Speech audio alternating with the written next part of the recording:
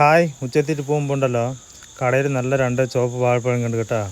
വാങ്ങിച്ചിട്ട് പോയി ഞാനും വൈഫും സൂപ്പറായി കഴിച്ചിട്ടാ. നല്ല ടേസ്റ്റ് ഉണ്ട്. നിങ്ങൾക്ക് ഇഷ്ടപ്പെടുമോ പറയണം. അടുത്ത പരിപാടി എന്താണെന്ന് പറഞ്ഞാൽ ചോറ് കഴിക്കാൻ പോകും കേട്ടോ. ഉച്ചയ്ക്ക് നല്ല വിശപ്പുണ്ടായിരുന്നു. ചോറ് അളവിട്ട് ചാരെന്താ അറിയുമോ?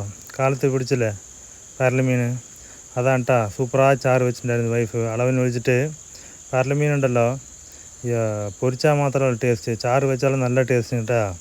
കഴിക്കാൻ നല്ല സൂപ്പറായിട്ടുണ്ട്. അത് കഴിഞ്ഞിട്ട് 2 നേന്ത്രപ്പഴം ഉണ്ടായിരുന്നു കേട്ടോ. നിങ്ങൾക്ക് ഒരു അടിപൊളി റെസിപ്പി ഉണ്ടാക്കി കാണിക്കാൻ പോവാണ്. നേന്ത്രപ്പഴം പുഴുങ്ങിയെടുത്തിട്ട് തോലൊക്കെ എടുത്തിട്ട് അതിൻ്റെ വിത്ത് പോലെയില്ല അതൊക്കെ എടുത്തിട്ട് നന്നായി ചതച്ചെടുക്കുക. മാവ് പരുവത്തിലാക്കിയിട്ട് അതിൽ അരിപ്പൊടി കൂട്ടുക കേട്ടോ. അരിപ്പൊടി അളവിനിട്ടിട്ട് കളറിന് കുറച്ച് മഞ്ഞൾപ്പൊടിയും വെള്ളവും ചേർക്കുക കേട്ടോ. എന്നിട്ട് കുറച്ച് നെയ്യ് ഒഴിച്ച് നന്നായി കുഴച്ചെടുക്കുക. ചപ്പാത്തി മാവ് പോലെ ആക്കിയിട്ട് എടുത്ത് വയ്ക്കുക. അടുത്ത ചേരുവകൾ പറഞ്ഞു തരാം കേട്ടോ. ഏലക്ക ചൂടാക്കി പഞ്ചസാരയിട്ട് പൊടിച്ച് വെച്ചിട്ടുണ്ട്. ശർക്കര വെള്ളം ഒഴിച്ച് തിളച്ച പിന്നെ അണ്ടിപ്പരിപ്പ്, തേങ്ങ ചിരകിയത്, ഏലക്ക ഇതൊക്കെ ചിരകിയതൊക്കെ ഇട്ട് നന്നായി ഇളക്കുക.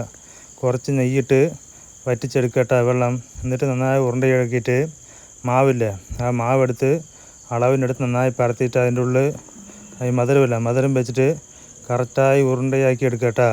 എന്നിട്ട് ആവി വയ്ക്കുക. ആവി വെച്ചെടുത്താണ്ടല്ലോ സൂപ്പറായിട്ടുണ്ടാകും കേട്ടോ. കാണില്ലേ? എന്നിട്ട് ചായ കേട്ടോ. വൈകുന്നേരത്ത് കട്ടൻ ചായ എടുത്ത് കുടിക്കുക. അമ്മ കഴിക്കില്ല പറഞ്ഞിട്ടാ, ചായ കുടിക്കാണ്ട് കഴിക്കില്ല പറഞ്ഞു.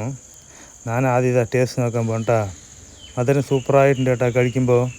പിന്നെതാ ഞങ്ങളൊക്കെ കഴിക്കാം കേട്ടോ. ആൻഡ്രോ നോക്കി നിൽക്കുകയാണ്.